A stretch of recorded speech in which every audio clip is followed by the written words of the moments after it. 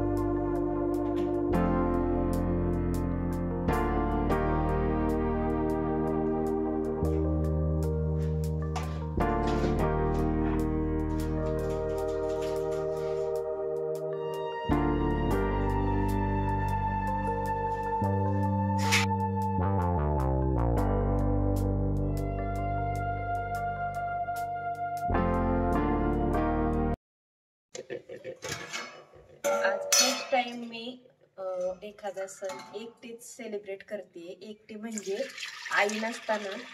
आणि मला तर खरंच म्हणजे तसं वाईटच वाटते, कारण कसं आहे, घरातील सगळे माणसं असेल तर म्हणजे सण साजरे करायला थोडासा आनंद येतो. आणि घरात माणूस नसेल तर मग काही मज्जा येत नाही त्या सणाला. पण सध्या आई आणि पप्पा शेतात राहत आहेत, कारण आपल्या द्राक्षाच्या बागेसाठी द्राक्षाच्या बागेला तोड आलेली आहे, त्यामुळे काही त्यांना येता नाही आलं. मी त्यांना म्हटलं होतं की म्हणजे पाडव्यासाठी या इकडे, पण आता पर्याय नाहीये, कारण द्राक्षाची छटणी चालू आहे तोड आल्यामुळे, आणि त्यामुळे त्यांना काही येता नाही आलं. म्हटलं चला असो, पण आईंना म्हटलं मी पुरणपोळी करणार आहे आणि तुम्ही काही स्वयंपाक करू नका, मी तुम्हाला डब्बा पाठवून देते. आणि हे जाणार आहेत, त्यांना पण आज सुट्टी आहे, शेतामध्ये जाणार आहेत, त्यामुळे मी त्यांच्याकडे आईंचा आणि पप्पांचा पुरणपोळीचा स्वयंपाकाचा डब्बा पाठवून देणार आहे.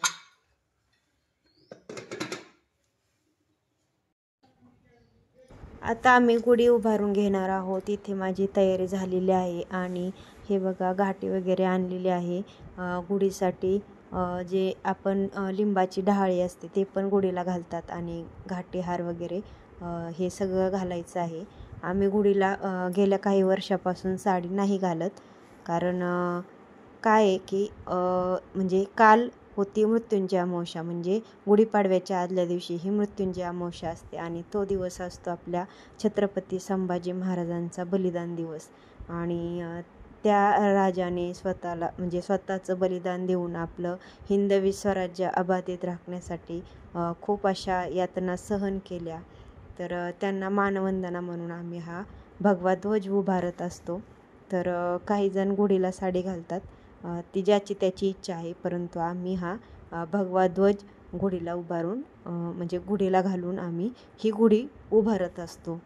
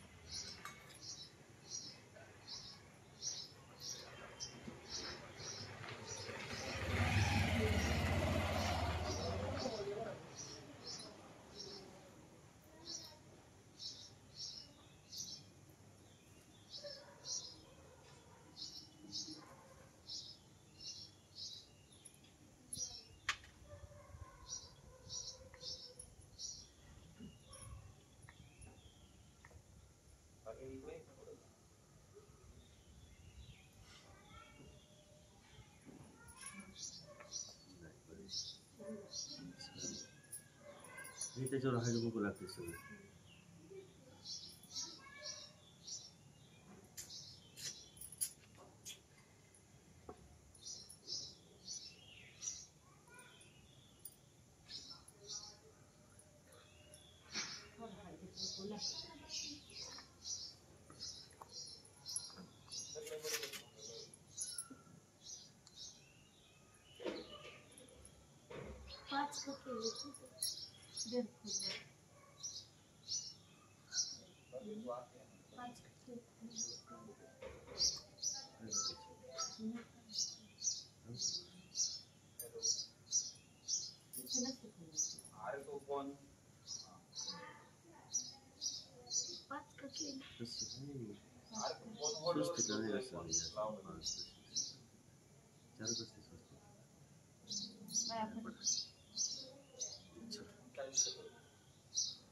आता प्रसाद